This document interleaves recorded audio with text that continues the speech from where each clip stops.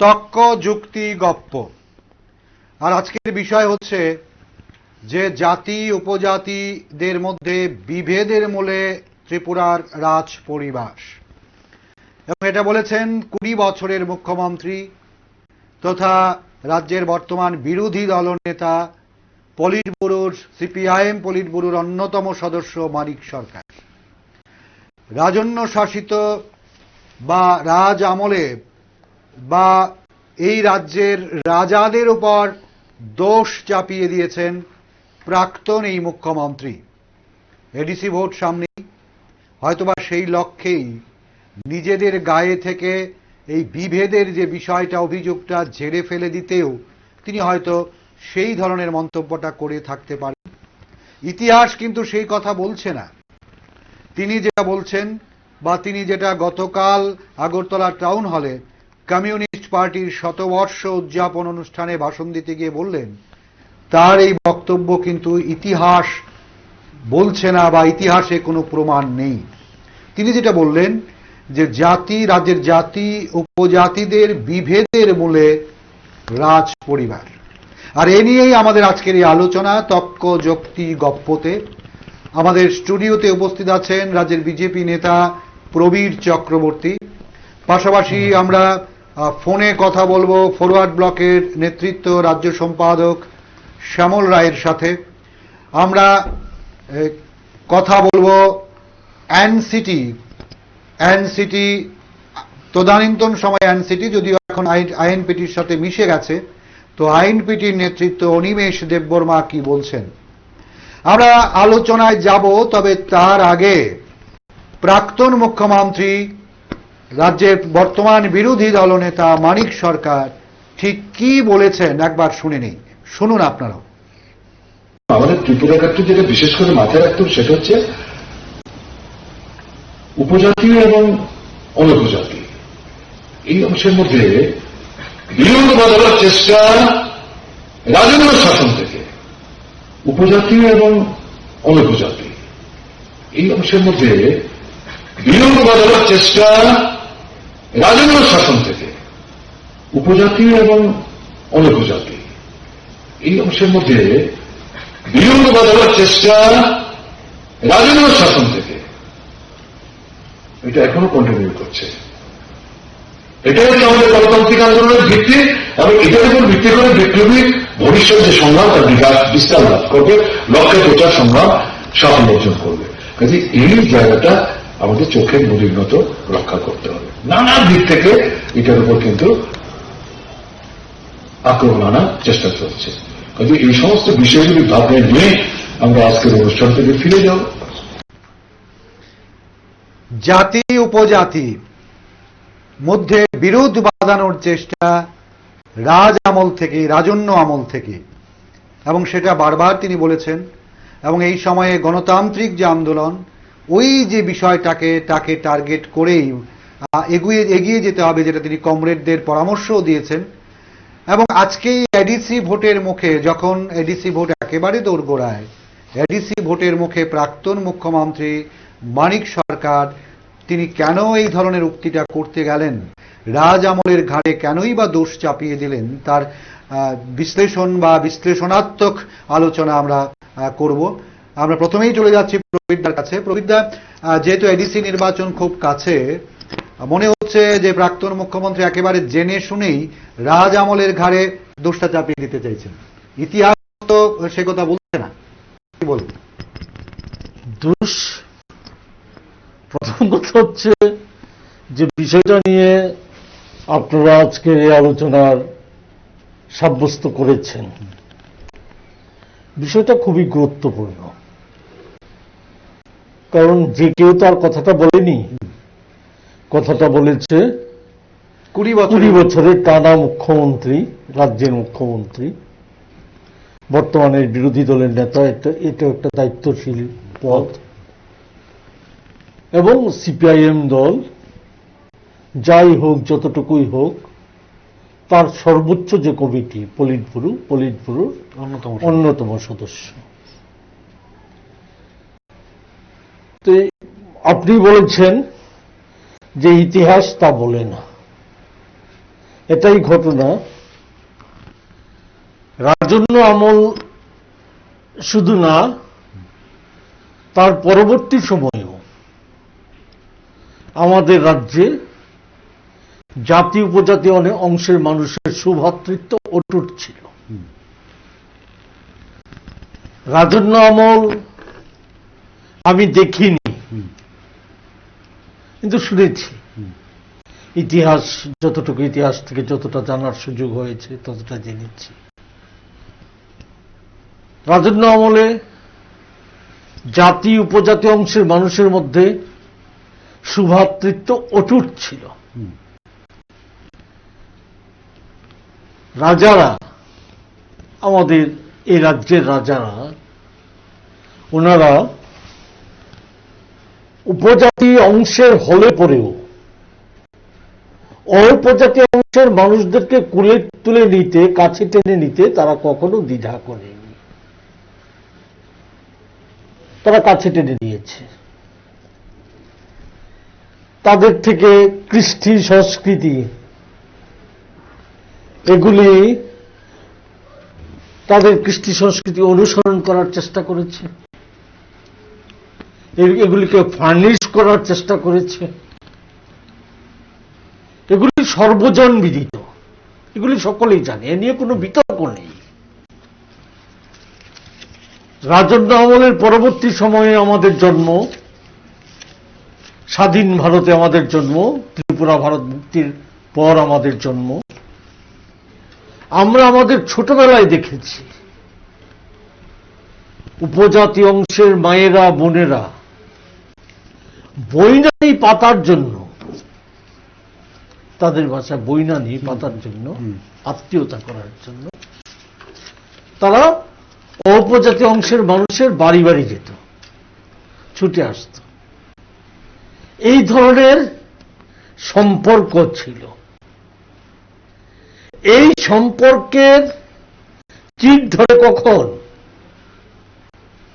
এই সম্পর্কের অবনতি হয় কখন, এটা কি কারোর অজানা?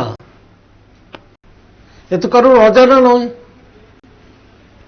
রাজন্য আমলের পর, ত্রিপুরা ভারত মুক্তি হওয়ার পর, ত্রিপুরায় দুজন মুখ্যমন্ত্রী আমরা দেখেছি। পূর্ণরাজ্য হওয়ার আগে একজন মুখ্যমন্ত্রী, পূর্ণরাজ্য হওয়ার পর আরেকজন মুখ্যমন্ত্রী। কংগ্রেস দলের দুজন মুখ্যমন্ত্রীকে আমরা দেখেছি। ওনাদের শাসনের সময়ও ত্রিপুরায় মৈত্রী ছিল, মৈত্রী অটুট ছিল। জাতি উপজাতি অংশের মানুষের মৈত্রী অটুট ছিল। কখন চির ধরে? ৭৮ সালের পর থেকে। ৭৮ সালের পর একদিকে যেমন স্বাধীন ত্রিপুরার আওয়াজ উঠে, কিছু উপজাতি অংশের বিভ্রান্ত যুবক হাতে অস্ত্র নিয়ে বিদেশিদের সাহায্যে, হাতে অস্ত্র নিয়ে তারা এখানে স্বাধীন ত্রিপুরার কর্মযোগ্য করার প্রচেষ্টা গ্রহণ করে আওয়াজ তুলে স্বাধীন ত্রিপুরা করতে হবে, বিচ্ছিন্নতাবাদী আন্দোলন দানা বেঁধে ওঠে। অন্য দিক থেকে বাঙালিস্তান, আনন্দমার্গের নেতৃত্বে আমরা বাঙালি দল, সেই সময় কিন্তু গড়ে উঠেছিল। তারা বাঙালিস্তানের দাবিতে আন্দোলন শুরু করে। মূলত আমরা যে তিনি যেটা বললেন বিভেদ বা বিদ্বেষ যেটাই বলুন, সেটা মূলত ৭৮ সাল থেকেই শুরু হয়েছে এবং তখন দুর্ভাগ্য বলুন বা সৌভাগ্য বলুন, তখন বামেরাই ক্ষমতায়।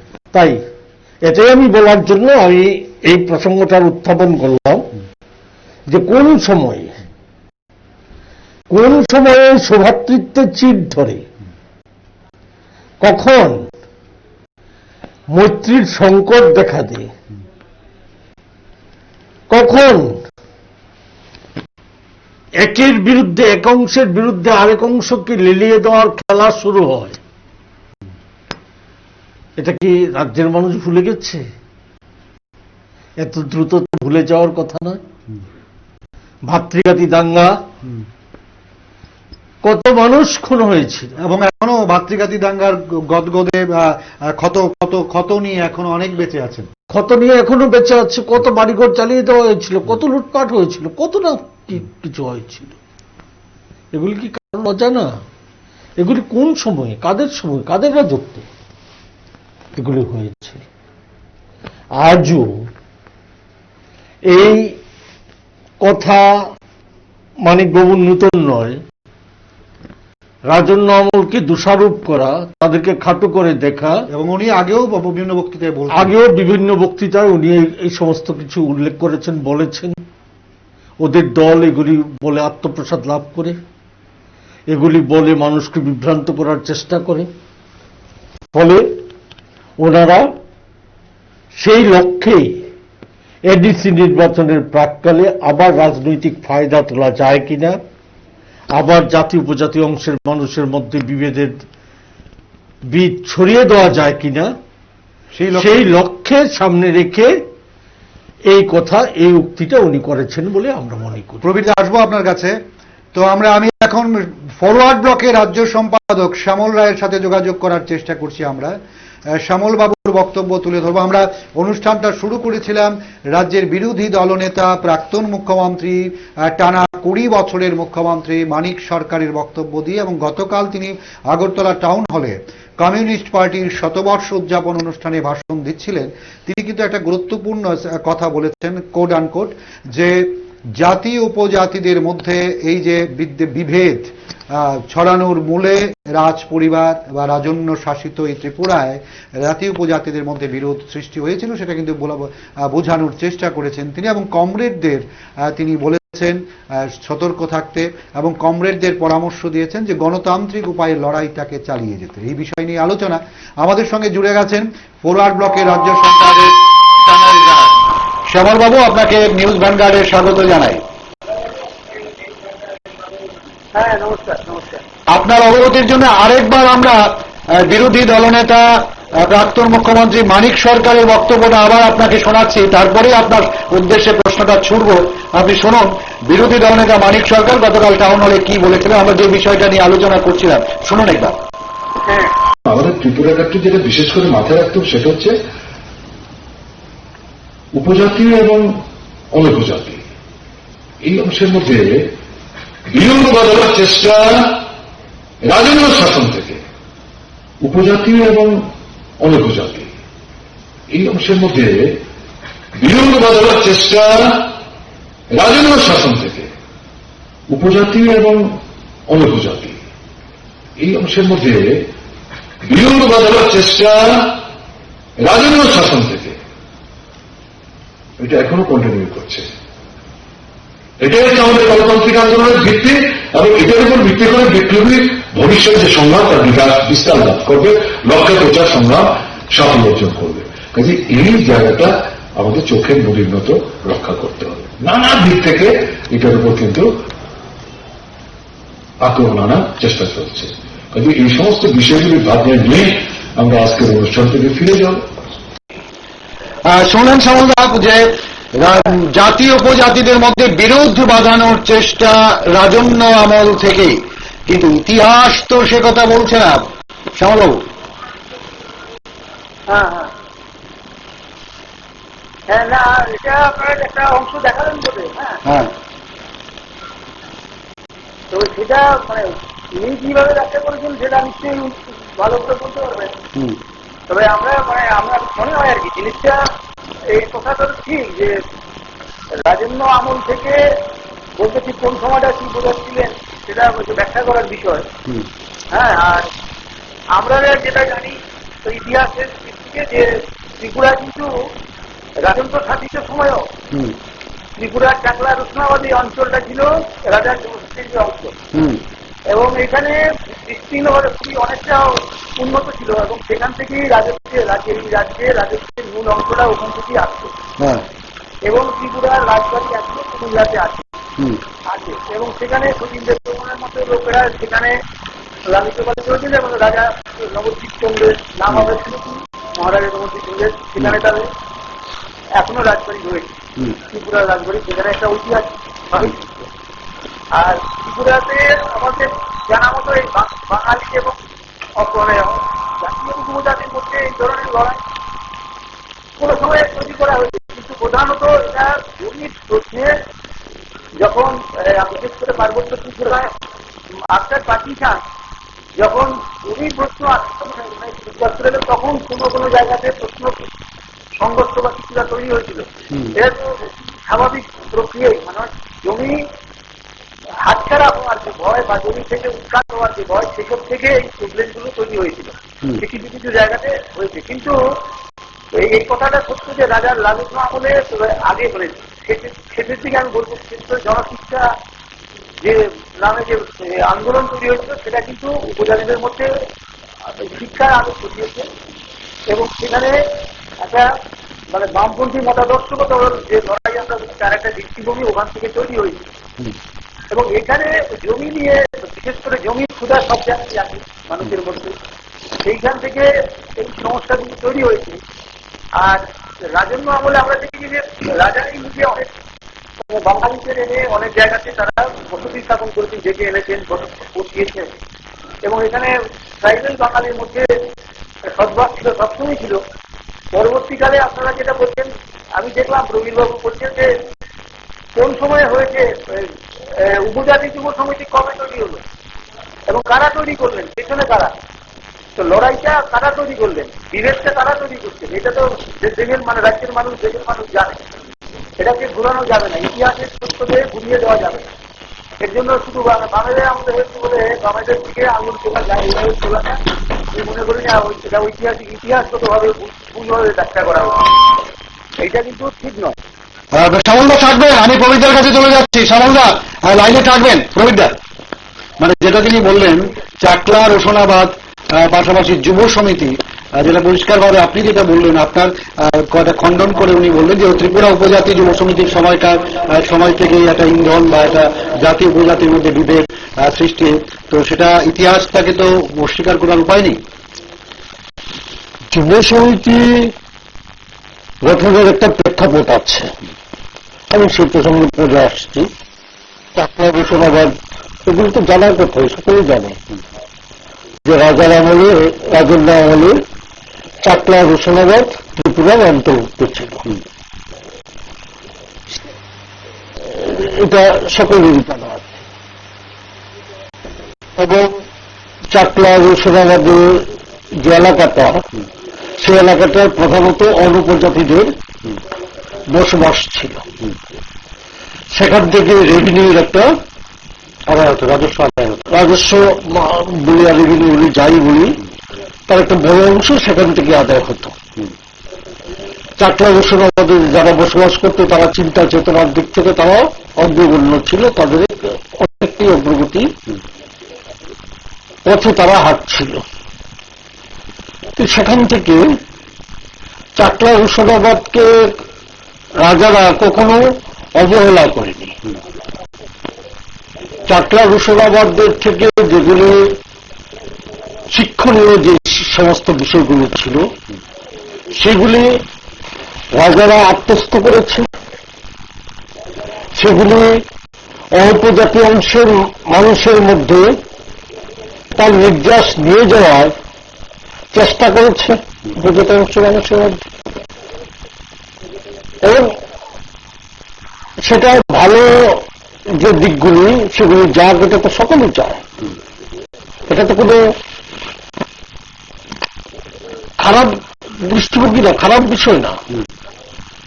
ফলে মৈত্রীটা হচ্ছিল, মৈত্রীটা সে সময় অটুট ছিল।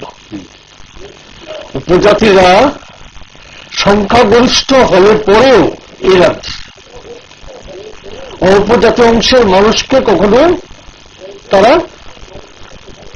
ঘৃণার চোখে দেখেনি। তার মানে চাকলা রোশনাবাদ বলুন না যেটাই বলুন, রাজন্য আমলে মৈত্রী ছিল জাতীয় উপজাতি, মৈত্রী ছিল জাতীয় উপজাতি মধ্যে, যেটা এবং একে অস্বীকার করার কোন রকম উপায় নেই, কোন রকম সুযোগ নেই, কারণ এমন কোন ঘটনা রাজন্য আমলে ঘটেনি, রাজন্য আমলে ঘটেনি, যেটা মানিকবাবু বলেছেন এমন কোন ঘটনা রাজন্য আমলে ঘটেনি এবং ইতিহাস সে কথা বলেছে না। যুব সমিতির কথা যেটা সময়বাবু যেটা বলেছেন, যুব সমিতি কার সময় সৃষ্টি, কি আসে, কি বিষয়, সেটা বলেছেন। যুব সমিতি, এ তো রাজনৈতিক দল করার অধিকার তো সকলেরই আছে। তার একটা প্রেক্ষাপট আছে, নিশ্চয় একটা প্রেক্ষাপট আছে। অবশ্যই সেই প্রেক্ষাপটে দাঁড়িয়ে ঐতিহাসিক প্রয়োজনে এই রাজ্যের যুব সমিতি তৈরি হয়েছিল। যুব সমিতি মানেই কিন্তু বিচ্ছিন্নতাবাদী নয়। আমি বলেছি বিচ্ছিন্নতাবাদী স্লোগান, বিচ্ছিন্নতাবাদী বক্তব্য, কার্যকলাপ কখন শুরু হয়েছে, কোন সময়ে শুরু হয়েছে, আমি সময়টা শুধু উল্লেখ করেছি। 1978 বলেছিলেন। 78 সালের পর আমি বলেছি। 78 সালের আগে তো মানুষ এগুলি দেখেনি, স্বাধীন ত্রিপুরার কথা শুনেনি। স্বাধীন ত্রিপুরার কথা শুনেছি আমরা 78 সালের পর। বাঙালিস্তানের কথা মানুষ শুনেনি, বাঙালিস্তানের কথা শুনেছি আমরা 78 ইংরেজির পর।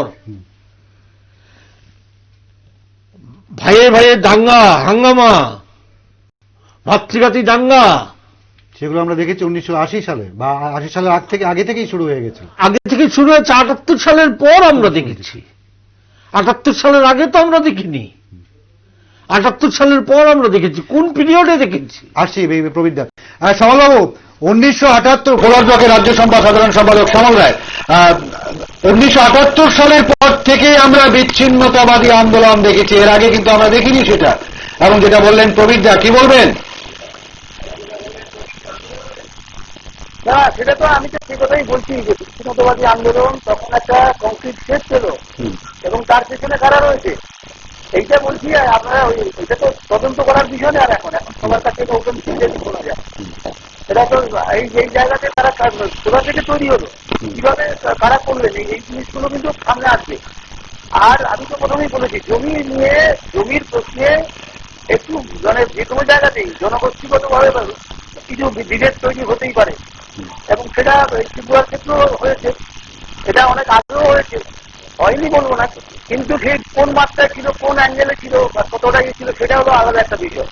তবে মূল কথা হলো ত্রিপুরাতে সামগ্রিকভাবে সবসময় সাম্প্রদায়িক সম্প্রীতি বজায় রাখা ছিল, অনেকটাই ভালোভাবেই ছিল। এবং তার পেছনে যে কারণগুলো বললাম, যে ত্রিপুরার রাজার মানে অংশে প্রজারাও কিন্তু অনেকে বাঙালি ছিলেন, এবং অনেক অংশ বাঙালি ছিলেন, এবং তাদের থেকে অনেক বড় রাজস্ব এসছে। এবং এখানে একটা কথা বলে রাখা ভালো, যে ত্রিপুরা এই ট্রাইবাল এরিয়া আমরা যেটাকে বলি পার্বত্য ত্রিপুরা,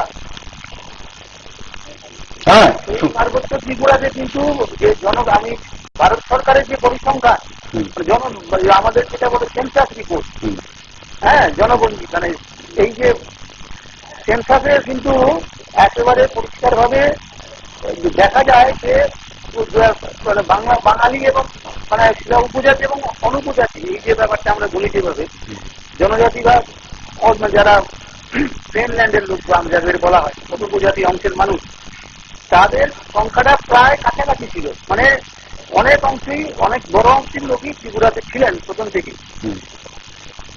কাজে সেখানে ছাত্র কোথাও বললাম জমি, প্রধানত জমির প্রশ্নে কিছু ক্ষেত্রে বিরোধ তৈরি হতে পারে, এবং সেখানে এটা তৈরি করা, কোনো জায়গায় যেটা তৈরি করা হয়েছে এটাও ঘটনা। আর কোথাও হলো যে আর্থসামাজিক কারণে কিছু ক্ষেত্রে হয়েছে, কিন্তু সেটা কোনোদিনও বড় কোনো কিছু ব্যাপার ছিল না। সেটা ওই বামফ্রন্ট সরকার আসার পরে অত্যন্ত পরিকল্পিতভাবে সেটাকে বা আরো ইন্ধন দেওয়া হয়েছে। সেটাই মানে ঐতিহাসিক সত্য, এটাকে অস্বীকার করা যাবে না।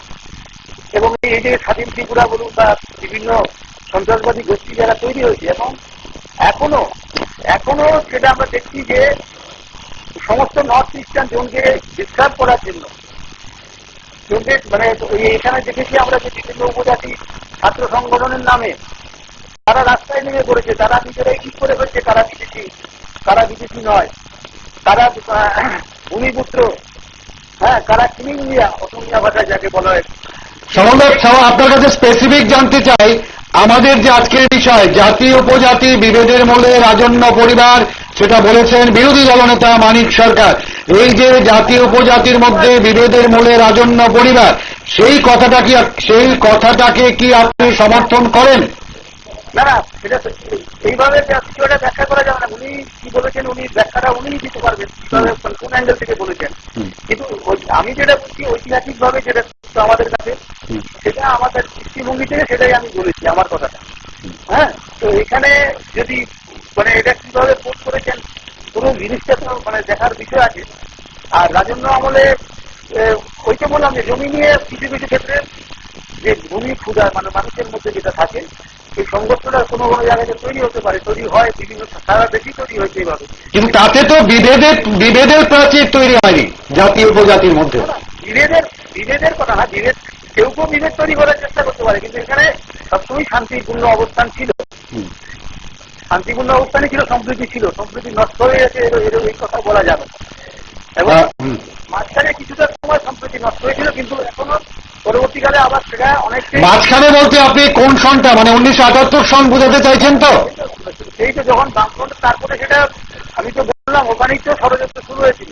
জয়পুর সম্মেলনের মধ্য দিয়ে যা যা ঘোষণা হয়েছিল উপজাতি যুব সমিতির, আপনি তাদের ডিক্লারেশন তুলে দেখুন না কি ছিল। ধন্যবাদ শ্যামলদা, এতক্ষণ আমাদের সঙ্গে ছিলেন। আপনি আমাদের সঙ্গে এতক্ষণ তিনি স্পষ্টভাবেই বললেন যে সেই সময় এইভাবে তৈরি করার পিছনে অনেক কারণ থাকতে পারে, অনেক কারণ আছে। হ্যাঁ, এবং সেটা তো বললামই, সেটা যখন এইভাবে মানে একটা সরকার, নতুন সরকার এলো, তখন সেখানে এইগুলো ডেভেলপ করানো হলো, এর পেছনে তো একটা ষড়যন্ত্রমূলক ব্যাপার ছিল, এটা তো বোঝাই যায়। এবং পরিসংখ্যানগত ভাবেও এগুলো ভুল কথা বলা হয়েছে। 1911 সালে অনুপজাতির সংখ্যা ছিল বেশি ত্রিপুরাতে, সেন্সাস রিপোর্ট বলছে। হ্যাঁ, সেখানে ছিল 1,11,308 জন ছিল দেখা যাচ্ছে উপজাতি জনসংখ্যা, সেখানে 1,18,305। কিন্তু ভারত সরকারের সেন্সাসের রিপোর্ট, এটা আমার আপনার মানে কারোর বন্ধ করার কথা না। তো এই মানে এটা প্রমাণ করছে যে সবসময় এখানে সমানে সমান মানে একেবারে কাছাকাছি ছিল জনবিন্যাস, এবং সেখানে এই ধরনের সংঘর্ষ হলে আরো বড় ধরনের ঘটনা ঘটত।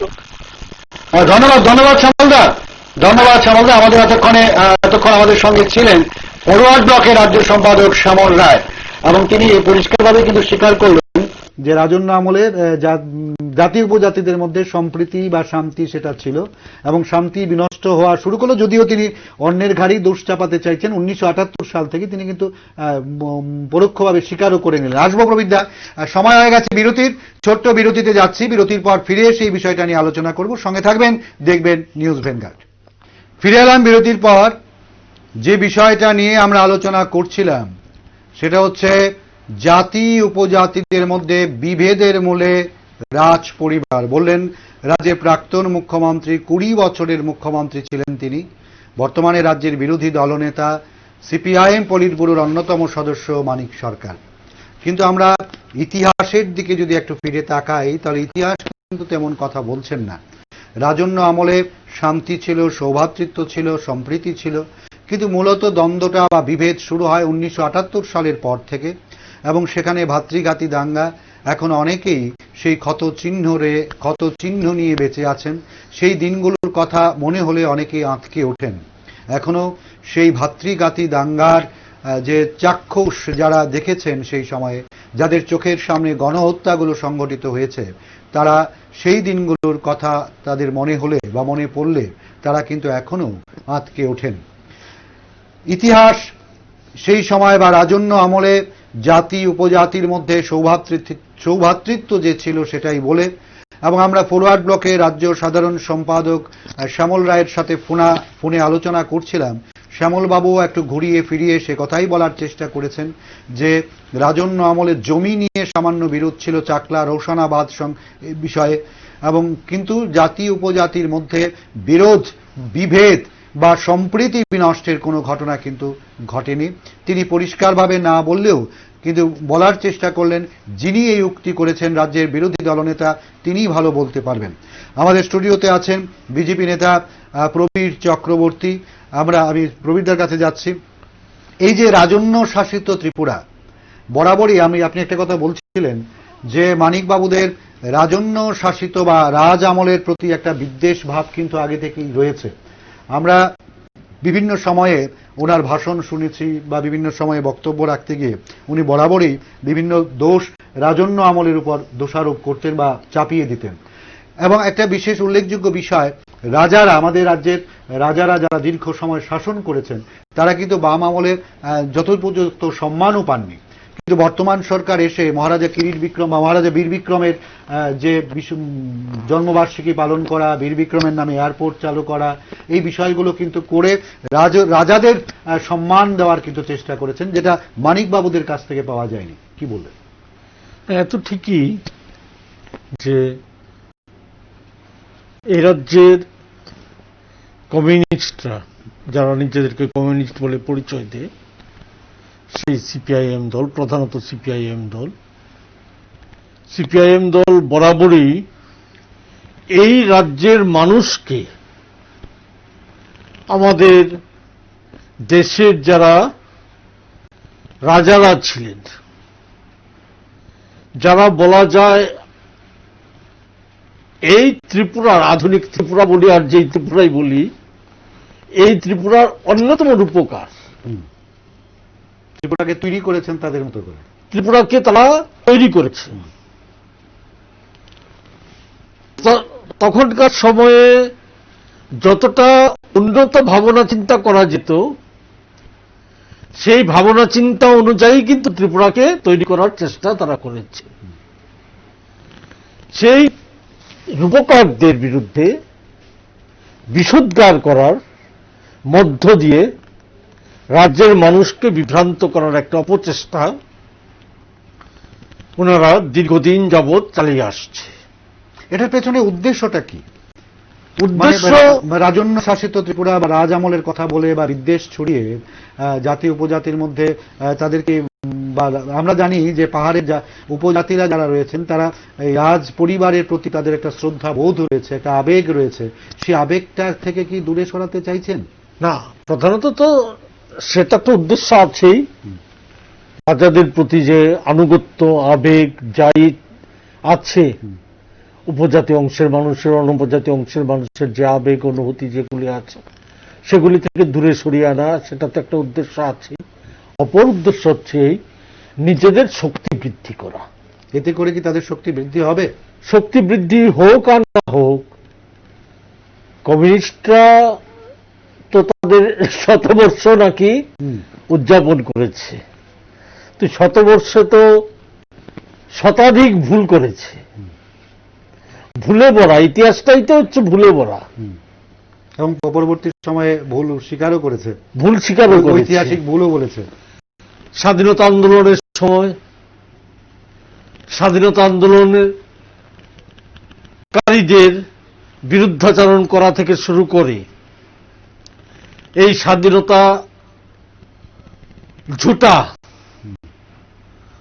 একথা বলেছে তৎকালীন কমিউনিস্ট পার্টির যে নেতৃত্ব ছিল, যে কেউ বলেনি, নেতৃত্ব কর্তৃত্ব যাদের হাতে ছিল দলটার, ওনারা বলেছেন এরা যদি ঝুটা হে। পরবর্তী সময়ে স্বাধীনতার পর বারবার ভুল করেছে, কখনো বলেছে ঐতিহাসিক ভুল, কখনো ভুলের ব্যাখ্যা বিশ্লেষণে যায়নি, কিন্তু বারবার ভুল করেছে। তো তাদের ইতিহাসটা হচ্ছে ভুলে ভরা ইতিহাস। শক্তি বারক চাই নাই বারক, একটা সময় তো একটা ঠিক মানুষকে তো বিভ্রান্ত করে রাখতে পেরেছিল এই রাজ্যের মানুষকে, দীর্ঘদিন বিভ্রান্ত করে রাখতে পেরেছিল এই রাজ্যের মানুষকে। তো এখনো ভাবছে এইভাবেই হয়তো মানুষকে চালনা করা যাবে, এবং একটা জিনিস এভাবেই চালিয়ে নেওয়া যাবে। এই ধারণার বশবর্তী হয়েই মানিকবাবু গতকালকে ওনার এই বক্তব্য। এবং একটা জিনিস, এবং বামপন্থীরা প্রায়শই তিতুন প্রথা আমরা দেখেছি পদ্মবিলে কুমারী মধুতি রূপশ্রী, সেটা তো জাতি উপজাতির মধ্যে বিদ্বেষ নয়, সেটা রাজার একটা সিদ্ধান্তের বিরুদ্ধে লড়াই। সেই লড়াই করতে গিয়ে পুলিশের গুলিতে 3 জন মারা গেছেন, কুমারী মধুতি রূপশ্রী। এবং তিতুন প্রথা, মানে তিতুন মানে হচ্ছে কর, রাজার ট্যাক্সের বিরুদ্ধে তার আন্দোলন, সেটা তো জাতি উপজাতির মধ্যে বিরোধ নয়, কোনো বিরোধ এবং রাজার সিদ্ধান্তের বিরুদ্ধে তার আন্দোলনটা করেছে। তাই এবং সেটাকে যদি গুলিয়ে ফেলা হয় জাতি উপজাতি বিরোধের মধ্যে, তার দুর্ভাগ্যের ছাড়া আর কি হতে পারে। তাই তো, না না, এইভাবেই তো ইতিহাসকে বিকৃত করার একটা অপচেষ্টা কমিউনিটির তরফ থেকে বরাবরই করে এসেছে তারা। আসবো প্রবীরদা, আমরা একজন উপজাতি নেতা রাজ্যের আইনপিটি নেতৃত্ব অনিমেষ দেববর্মা আমাদের সঙ্গে ফোনালাপে এই বিষয়ে কি প্রতিক্রিয়া জানিয়েছেন শোনাবো আপনাদের, শুনুন একবার। তার পরিপ্রেক্ষিতে বলবো, ত্রিপুরার রাজন্য শাসিত ত্রিপুরায় সেইখানে তো কোনো জাতি বিদ্বেষী মনোভাব বা শান্তি সম্প্রীতি এই বিষয় নিয়ে কোনো ঘটনা ছিল না, কারণ it was a very peaceful state at that time. আর ব্যাপারটা হলো, এখন এই এইচসি ইলেকশনের প্রাককালে রাজাদের দোষারোপ করে ওনারা কি রাজনীতি করতে চাইছেন। যদিও আমরা জানি যে ত্রিপুরায় বামেদের উত্থান ছিল রাজাদের বিরুদ্ধে আন্দোলন করে, ওনারা কি বোঝাতে চেষ্টা করছেন যে ইতিহাসের এই যে জেডি মন্ডল যেভাবে ইতিহাসকে বিকৃত করে লিখতে চেষ্টা করেছেন, ঠিক একইভাবে ইতিহাসকে ভুল ব্যাখ্যা দিয়ে জনমনে একটা বিভ্রান্তি সৃষ্টি করতে চেষ্টা করছেন, তাতে কিছু কাজ হবে না। কারণ রাজ আমলে যারা ছিলেন ওনাদের অনেকেই তো বেঁচে নেই এখন। এখনকার যে জেনারেশন, এরা কিন্তু এই জাতপাতির এই খেলাই থাকবে না। রাজাদের আমলে কি হয়েছে না হয়েছে এটা নিয়ে বিচার বিশ্লেষণ করবে না। আমার মনে হয় ত্রিপুরার মানুষ বা বর্তমান প্রজন্মের যারা আছেন তারা কিন্তু 25 বছরে বামেরা কি করেছেন বা এখনকার যে সরকার তারা কি করছে এইসব বিষয় নিয়েই কিন্তু রাজনীতি হবে। তবে একটা জিনিস বলতে পারি জয়ন্ত, বামেরা যাই বলুক, আজকে ত্রিপুরার যে মানুষ বেশি করে যে রাজনীতি করছে, ঘুম থেকে উঠার পরেই যে রাজনীতি শুরু হয়েছে আমাদের জীবনে, ত্রিপুরার মানুষের জীবনে, এটি কিন্তু বামেরাই শিখিয়েছে। So too much of politics এবং সবখানি politics, I think this is not fair. এখন মানিক বাবুর মতো লোক, যিনি দীর্ঘদিন ত্রিপুরার মুখ্যমন্ত্রী ছিলেন, আমার মনে হয় রাজ আমলের ব্যাপারটা না বলে আগামী দিন কি হবে এবং ওনাদের আমলে কি হয়েছে সেটা নিয়ে রাজনীতি যদি করেন মনে হয় ভালো হবে।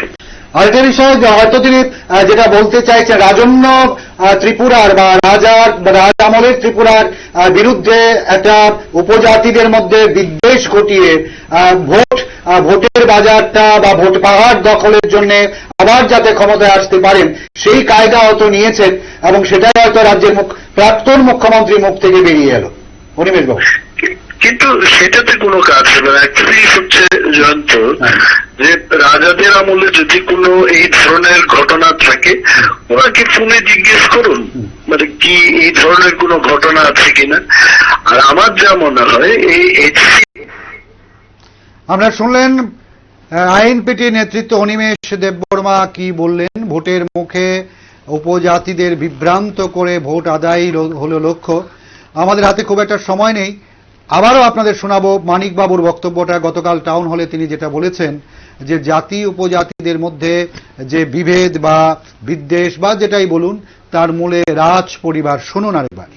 আমাদের ত্রিপুরা ক্ষেত্রে যেটা বিশেষ করে মাথায় রাখতে হবে সেটা হচ্ছে উপজাতি এবং অনুপজাতি এই অংশের মধ্যে বিলম্ব বাঁধানোর চেষ্টা রাজন্য শাসন থেকে উপজাতি এবং অনুপজাতি এই অংশের মধ্যে বিলম্ব বাঁধানোর চেষ্টা রাজন্য শাসন থেকে উপজাতি এবং অনুপজাতি এই অংশের মধ্যে বিলম্ব বাঁধানোর চেষ্টা রাজন্য শাসন থেকে এটা এখনো কন্টিনিউ করছে। এটাই হচ্ছে আমাদের গণতান্ত্রিক আন্দোলনের ভিত্তি, এবং এটার উপর ভিত্তি করে বিপ্লবী ভবিষ্যৎ যে সংগ্রাম তার বিকাশ বিস্তার লাভ করবে, লক্ষ্যে প্রচার সংগ্রাম সাফল্য অর্জন করবে। কাজে এই জায়গাটা আমাদের চোখের মুড়ির মতো রক্ষা করতে হবে। নানা দিক থেকে এটার উপর কিন্তু আক্রমণ আনার চেষ্টা চলছে। কাজে এই সমস্ত বিষয়গুলি ভাবনা নিয়ে আমরা আজকের অনুষ্ঠান থেকে ফিরে যাব। জাতি উপজাতিদের মধ্যে বিরোধ বাঁধানোর চেষ্টা রাজ আমল থেকে। আমাদের হাতে সময় নেই খুব একটা, প্রবীরদার কাছে চলে যাচ্ছে খুব ছোট্ট করে এই টোটাল বিষয়টা, যেহেতু এডিসি ভোট খুব কাছেই, আমার মনে হয় জেনে শুনেই তিনি এই মন্তব্যটা করেছেন। আমরা মহারাজা প্রদ্যুৎ কিশোর দেববর্মনের সাথে যোগাযোগ করার চেষ্টা করেছিলাম গতকাল থেকেই, কিন্তু ওনার মোবাইল সুইচ অফ থাকার কারণে ওনার বক্তব্যটা আপনাদের সামনে তুলে ধরতে পারলাম না। কিন্তু রাজ পরিবারের উত্তরাধিকার হিসেবে ওনার বক্তব্যটাও তুলে ধরা খুব গুরুত্বপূর্ণ ছিল, কিন্তু দুর্ভাগ্যের বিষয় ওনার সাথে যোগাযোগ করে ওঠা গেল না। প্রবীরদা, না, আমি তো আগেই বলেছি, উল্লেখ করেছি, যেটা এডিসি নির্বাচনের আগে বিশেষত জনজাতি অংশের মানুষকে বিভ্রান্ত করার একটা অপচেষ্টা। তাতে কি লাভ হবে বলে মনে করেন? লাভ তো তাদের তো লাভের কিছু আমি দেখছি না। কারণ প্রথমত হচ্ছে এই যে গোটা রাজ্যেই সিপিআইএম দল ক্রমশ জনবিচ্ছিন্ন হয়ে যাচ্ছে। গত বিধানসভা নির্বাচনে উপজাতিরা বলা যায় মুখ ফিরিয়ে নিয়েছে, সিপিআইএম থেকে মুখ ফিরিয়ে নিয়েছে, ঝেঁটিয়ে বিদায় করেছে তাদেরকে। মাত্র একটা বিধানসভা কেন্দ্রে কোন ক্রমে প্রতিভেদ চলতে চলছে, তারা সলতে জ্বালাতে পেরেছে, আর কোথাও হালে পানি পায়নি। তারপর থেকে ক্রম হ্রাসমান সিপিআইএম, কি উপজাতি অধ্যুষিত অঞ্চলে কি অনুপজাতি এলাকায় সর্বত্রই। আমরা বিজেপি দল, আমরা জনজাতি অংশের মানুষের বিকাশে, তাদের উন্নয়নে আন্তরিক, তাদের প্রতি আমরা শ্রদ্ধাশীল। ইতিহাসকে আমরা মর্যাদা দিই, আমরা কোন রকম অস্বীকার করি না। ইতিহাসকে মর্যাদা দেই বলেই আমরা দীর্ঘদিন যাবৎ যেই রাজারা এই রাজ্যের যারা অন্যতম রূপকার, যারা অবহেলিত ছিল, বঞ্চিত ছিল, উপেক্ষিত ছিল, তাদেরকে আমরা তুলে ধরার চেষ্টা আমরা করেছি। আপনি বলেছেন মহারাজ বীর বিক্রমের নামে আমরা এয়ারপোর্টের নামকরণ আমরা করেছি। ওনার জন্মদিনকে আমরা রাজ্য সরকার ছুটির দিন হিসাবে ঘোষণা করেছে। ওনার স্ট্যাচু আমরা বসিয়েছি। ফলে আরো নানাভাবে আমরা ওনাদেরকে মর্যাদা দেওয়ার চেষ্টা করেছি, কারণ এটা ওনারা প্রাপ্য। এটা কোনো দয়া দাক্ষিণ্য নয়, এটা ওনাদের প্রাপ্য, এটা ওনাদের প্রাপ্য অধিকার। এই অধিকারকে আমরা মান্যতা দিচ্ছি। ফলে সেই জায়গায় দাঁড়িয়ে এই এডিসি নির্বাচনের আগে আমরা আশাবাদী, অন্যান্য নির্বাচনে 18 সালের পর অন্যান্য নির্বাচনে বিজেপি ব্যতীত অন্যান্য যে সমস্ত বিরোধী দলগুলি আছে রাজ্যে, বর্তমানে আছে সিপিআইএম সহ যে সমস্ত দলগুলি আছে, ওনারা যেমন কোন নির্বাচনে হালে পানি পায়নি, এই এডিসি নির্বাচনেও ওনারা হালে পানি পাবে না। পায়ের তলার মাটি আরো ছাড়া হবে। যেটা প্রবীরদা শেষ মুহূর্তে বললেন যে আগামী এডিসি নির্বাচনে অন্যান্য বিরোধী দলগুলো মাঠে হালে পানি পাবে না, তাদের মাটির নিচের পায়ের নিচের জমি সরে যাবে। তবে আমাদের আজকের যে বিষয়টা ছিল সেটা হচ্ছে রাজ্যের বিরোধী দলনেতা 20 বছরের মুখ্যমন্ত্রী পলিট ব্যুরোর অন্যতম সদস্য মানিক সরকারের একটা বক্তব্যকে ঘিরে তিনি যেটা বলেছেন যে জাতি উপজাতির মধ্যে বিভেদের মূলে রাজ পরিবার, সেটা নিয়েই আলোচনা ছিল এবং তর্ক বিতর্ক, পক্ষে বিপক্ষে অনেক যুক্তি থাকবে। এবং পাশাপাশি যেটা তুলে ধরলেন রাজ্যের বিজেপি নেতৃত্ব প্রবীর চক্রবর্তী, পাশাপাশি আমরা ফোনেও ছিলাম। তো এই বিষয়টা নিয়ে আলোচনা হয়েছে এতক্ষণ। তো হাতে আর সময় নেই, অনুষ্ঠান শেষ করতে হবে। তো শেষ করার আগে যেহেতু কোভিড পরিস্থিতি, আর 4 দিন বাদেই শারদীয়া দুর্গোৎসব, তো একটা কথাই বলবো, দুর্গোৎসবে আনন্দে এবার একটু আনন্দ নাই বা করলাম। আগামী বছর যদি আমরা করোনা থেকে মুক্ত হতে পারি তাহলে না হয় মার আগমনে আমরা বাড়তি আনন্দে মেতে উঠব। তবে এবছর যাই করব স্বাস্থ্য বিধি মেনে, স্বাস্থ্য সুরক্ষা বিধি মেনে, কারণ চিকিৎসকরা বলছেন ডিসেম্বর জানুয়ারি মাসে করোনা মহামারীর আকার ধারণ করতে পারে। সেদিক থেকে লক্ষ্য রেখে অবশ্যই স্বাস্থ্য সুরক্ষা বিধিগুলো মেনে চলাটাই শ্রেয়। এ পর্যায়ের আলোচনা, আজকের মতো আলোচনা এখানেই শেষ করব। ভালো থাকবেন, সুস্থ থাকবেন, নমস্কার।